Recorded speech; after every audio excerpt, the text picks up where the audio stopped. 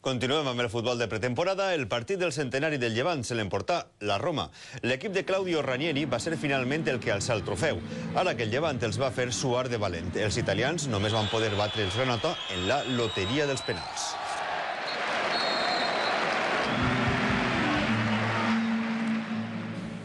El Llevant va conjurar-se per posar les coses difícils a la Roma i que el trofeu del centenari no isquera del Ciutat de València.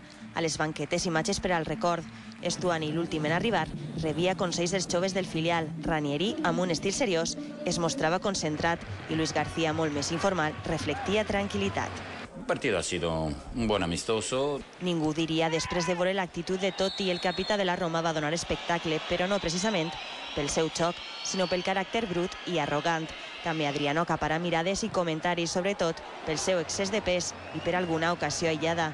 I és que tot i ser un equip de Champions, la Roma no va poder foradar la porteria d'un inspirat Reina.